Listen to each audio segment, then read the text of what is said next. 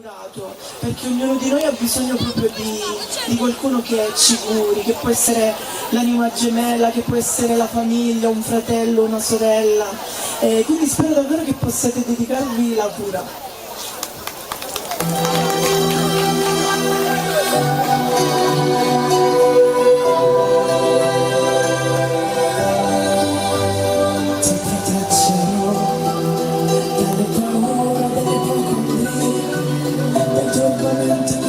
Incontrerai per la tua via,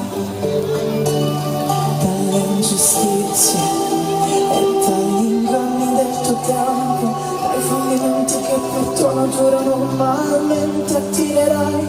Ti solleverai dai dolori dei tuoi sbalzi d'umore, dalle ossessioni delle tue manie, supererai le correnti gravitazionali, lo spazio e la luce per non farti invecchiare.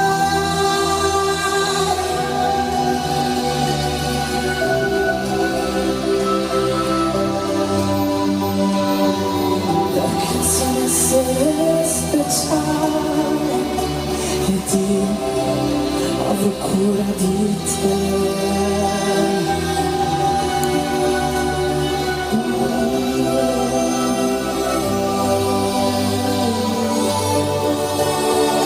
Ti porterò soprattutto il silenzio e la pazienza, percorreremo assieme le vie che portano all'essenza.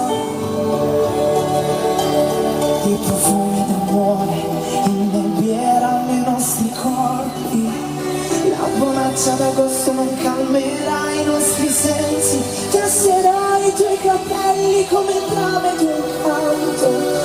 Conosco le leggi del mondo e te ne farò dono, supererò le correnti gravitazionali, lo spazio e la luce per non farti invecchiare.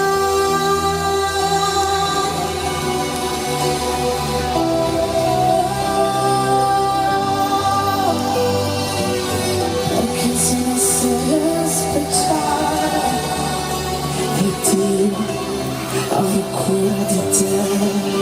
Io sì che avrò cura di te.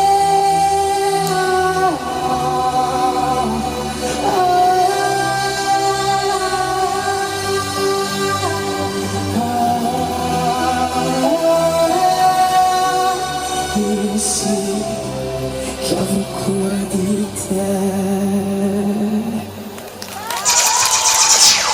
Poi si richiude.